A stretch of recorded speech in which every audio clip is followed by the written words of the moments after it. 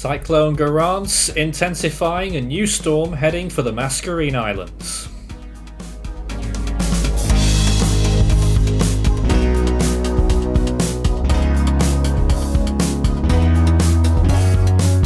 And now the latest around the wide world of tropics. Tropical Weather Bulletin for February 26th. I'm sure it's not gone unnoticed that we've had a myriad of problems in the last couple of weeks preventing us from doing bulletins for some reason or other, but we are here at a very crucial point right now where we have Signal 2 warnings in effect for Mauritius and a pre-cyclone alert for La Réunion as Cyclone Garance has developed and is on its way, along with tons of other storms active around the world right now. The Atlantic, 95 days until hurricane season. Nothing here, I'm pleased to say. Little system there off the coast of the United States, non-tropical, heading out in a flurry over the Atlantic. In the Eastern Pacific, we're looking out across the ocean here and very little to look at as well. A few clouds here and there, a big frontal system to the northeast of Hawaii sweeping up northeasterly. But in general, the weather is calm. Just 79 days until hurricane season, would you believe? In the Western Pacific, sometimes you'll see areas of interest here, but right now there is nothing. A fairly cloudy picture actually. There's a few clouds here and there, some very weak disturbances trawling through towards the Philippines westwards.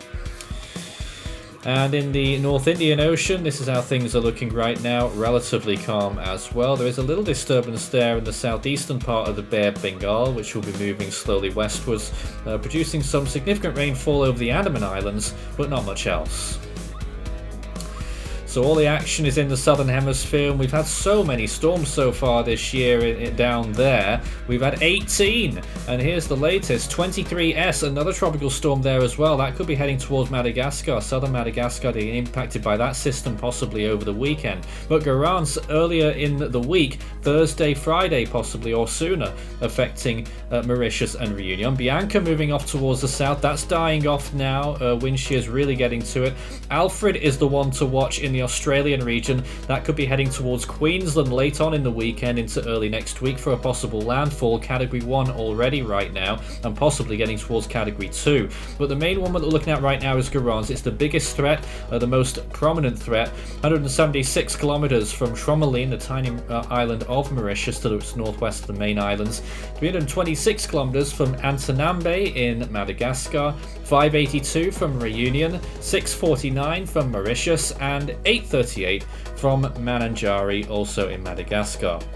So many systems went by there, we couldn't get through all of them. We also have Seru near Vanuatu, moving out towards the southeast, and we have got X-Ray, and we've also got X, another system that never got named. We've got so many things going on. Here's some satellite imagery.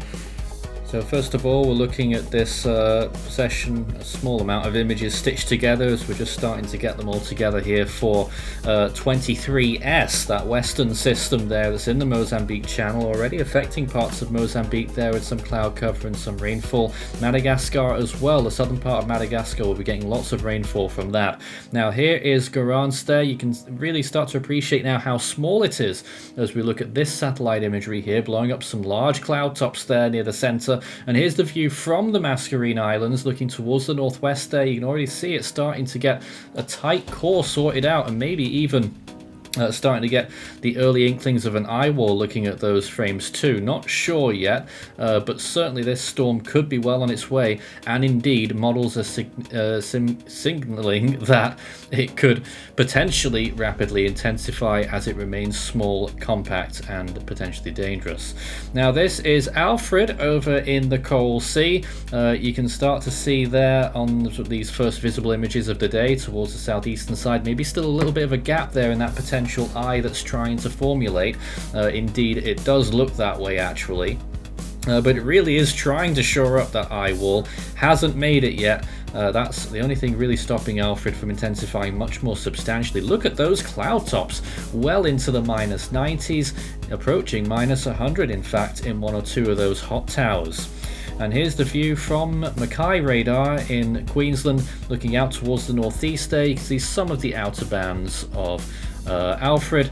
It will be quite a while before it reaches the coast, if it does so at all, with an erratic track forecast. This is Cyru, I believe. It's very difficult to get confused with each storm now, but I believe this is Cyru, which has really struggled in latest frames. Although I may be incorrect on that one, it could actually be Ray. I've absolutely no idea at this point. This is definitely Cyru because it's right next to Vanuatu. Yes, there it is. So that we were looking at Ray briefly there. Now it's Cyru, and that's also fallen apart quite a bit as well. Those cloud tops receding, but huge and bulky, aren't they, as they're advancing onwards there, mostly over sea, which is good news. View off the eastern coast of the United States there, showing that frontal system, and out over the eastern Pacific, a generally quiet picture across the view there.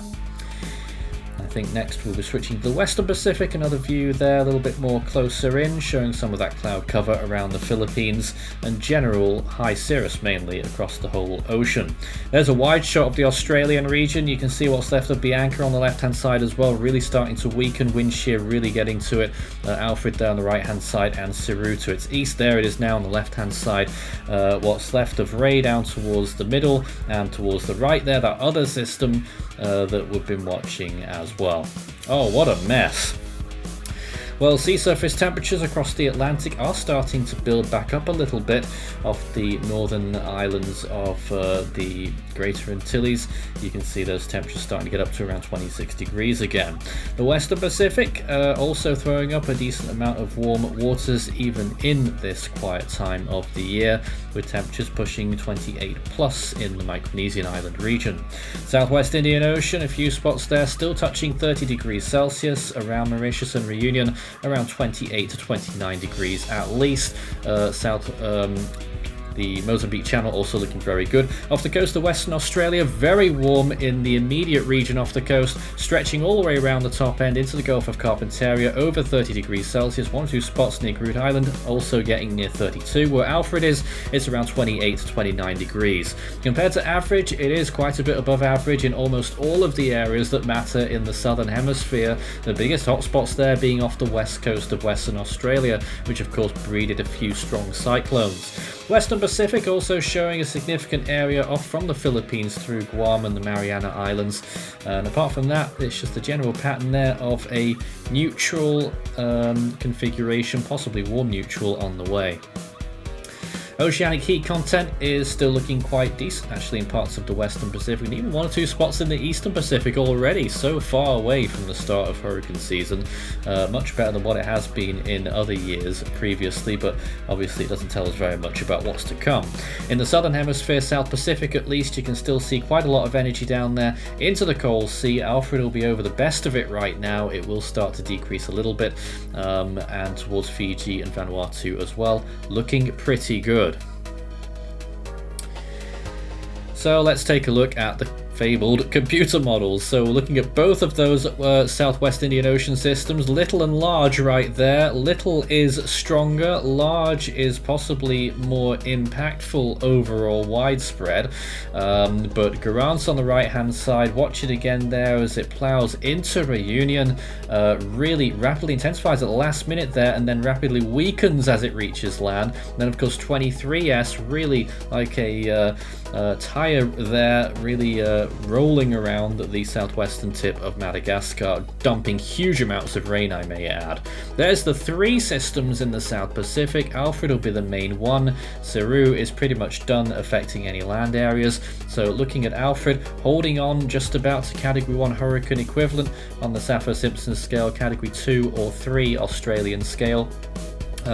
Strengthening at first, then it weakens a bit, then it decides it doesn't know what it wants to do, and a bit of a zigzag pattern now on the GFS model, so adding another layer of confusion there as to what the storm may eventually do. Here's the rainfall pattern, first of all for Garance, showing how it really goes on to affect Réunion there quite heavily. But you look at that rain profile, gives you an idea of how small this storm is going to be. It is tiny in terms of that rain swathe. Indeed, Indeed, Mauritius really doesn't get affected by hardly anything if that scenario comes to play. Less than 50 millimeters of rainfall there, 1.5 inches. Yet on Réunion, it's 250 millimeters on that forecast. This could still change. And in the Australian region, we've got to take a look at what Alfred is doing as well. We'll fast forward this a little bit and you can see what's happening in parts of Queensland. And these model spreads are spreading a bit further south as well. So you're getting places getting close to Brisbane now. The Sunshine Coast area getting up to 250 millimeters. Brisbane itself still only sitting around 50 to 75 millimeters possibly. But it is trending further south and closer to you down there. Maximums there nearly 500 millimeters further north near the Whitsundays. For the longer period, day 5 to 10, we're looking at that second system 23S there, a second wind as it was moving down south there, getting towards hurricane strength again, and another system trying to form at the very end of that loop there, northeast of Mauritius. But looking at 23S, it eventually moves away from Madagascar, but not before dropping huge amounts of rainfall, up to 500 millimeters for a large part of southwestern Madagascar. Then it gets engulfed in that massive extratropical low, which has a lot of power to it too. So here's Alfred. It finally makes landfall there, not far from Mackay, I believe. I'm trying to get my bearings again. And then it moves inland quite quickly and then dies off relatively quickly. Looking at the landfall time, we're looking at the 3rd or 4th of March there. So that really is the end of the weekend, indeed early next week actually. It stalls out a little bit before it makes landfall, but still very uncertain whether that will actually happen or if it will go straight into land or if it will still miss completely. Scan the barcode for all of our products, which you can see right there. And another reminder that this is Tropical Weather Bulletin number 996. We'll be playing about 5 days worth of Tropical Weather Bulletins in a special live stream when we reach 1,000. Well, here is the long range, and I'm afraid to say it could be another scenario in the southwest Indian Ocean with 2 powerful cyclones. Look at that. Earlier GFS model run today had a 931 millibar powerful cyclone hitting Madagascar. This time it has 2 systems, again with the one on the right hand side smacking into Mauritius there as a powerful major cyclone. That's towards the 10th, 11th of March, so that's way out at this point, but something else to be mindful about, and another one for Madagascar too. This season really appears to be quite something. Well, on this day, there was just one storm active in 1994 on February 26, but it was quite a powerful one. It was Cyclone Theodore, officially only rated at 130 mph winds. We've put it as a high-end Category 4, and possibility that it did reach Category 5 status. It had enormous cloud tops. Not sure how deep the eye was. It's quite difficult to gauge. Probably requires a little bit more reanalysis attention, but nonetheless, it was a very powerful storm with an estimated pressure of 910 millibars. Well, back to today then, February 26, 18 storms so far around the world. It's been a very strong start in the southern hemisphere. In the north though, in the Atlantic, it's Andrea, the first name this year. In the eastern Pacific, it's Alvin, and in the central Pacific, the next name is Iona. In the western Pacific, next up is Wu Tip. In the North Indian Ocean, it will be Shakti. And we've had so many names go through in the last few days, and the next one shouldn't be too far away either in the southwest Indian Ocean, even maybe happening as we speak. But in the Australian region, the next name is Courtney. In the southwest Indian Ocean, it's Hyundai, and in the South Pacific, it will be Tam. That's it from tonight's Tropical Weather Bulletin. Become an ultimate fan today.